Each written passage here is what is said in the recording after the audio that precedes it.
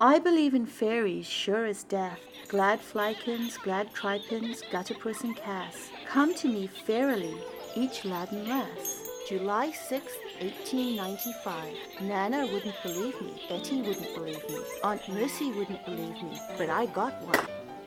July 7th, 1895. I showed my fairy to Etty, but she said Nana would be cross because my book is for pressing flowers.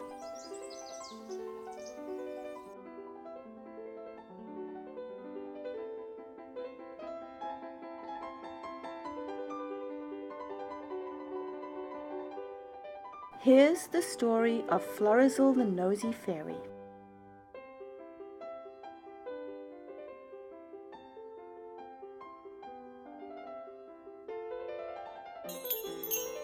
There is nothing she would not stick her nose into. If you left the milk out at night, as like as not, you'd find her floating in it. "Help me out, for the sides of this glass are slippery and my wings are all soggy with milk," she cried out. I asked, "Will you grant me 3 wishes if I do?" "I can't do 3 wishes, but I can grant you 1, she replied. "That will do," I said to her, and plucked her from the glass.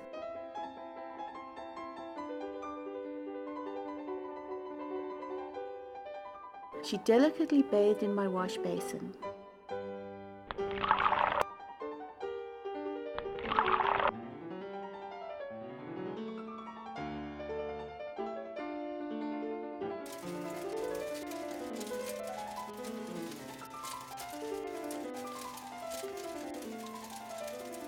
And soon we sat down by the fire so that she may dry herself.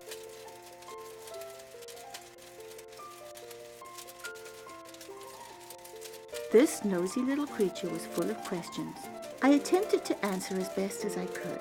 Soon she was quite dry, and her wings were shimmering and ready to fly. Therefore I must ask, "Can I have my wish?" To which she replied, "I said I could grant 1 wish, but never said it was your wish. It's my wish, and I wish I was out of here." And like a soap bubble bursting, she was gone.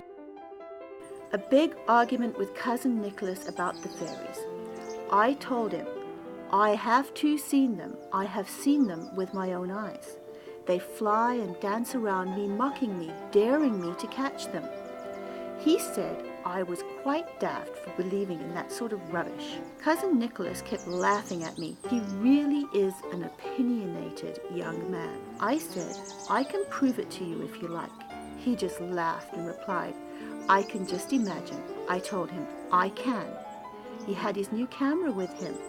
So he said, "There is a sure way of proving it. I can take a picture so that everyone would believe you." I told him, there would be no sense. They would never reveal themselves to a stranger. He just mocked, "Well, who thinks quite highly of themselves now?" I said, No, it's nothing of the sorts. They are quite bashful creatures." "Well, there is only one way to find out.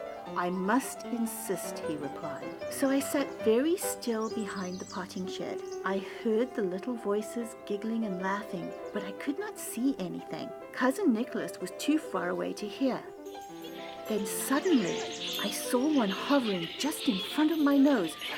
"There!" I shouted. Cousin Nicholas took the photograph as I snapped the book shut. "But there was nothing there," he said. "Yes, there was. It was just you couldn't see it," I replied. I wonder if the camera saw it. 5th of January, 1907. Disaster. The regular came out today with my fairy photograph emblazoned on the first page, accompanied by a long article in which I am not only named as the photographer, but I am hailed as an authority on fairy lore and cited as a believer in fairies, goblins, gnomes, elves, and pixies. I shall become a laughingstock. I shall never speak to Cousin Nicholas again. From this day forth, I shall never catch another fairy. It would seem as though the fairies are not done with me, for they emerged this evening in abundance. Darting every which way their glow filled my bedroom. Since having been written about in the regular, I no longer wished to encounter another fairy. My frustration grew, and I demanded to know what they wanted from me. In response to my outburst, Florizel appeared. "Don't you know, Angelica? If you don't see us, who will?"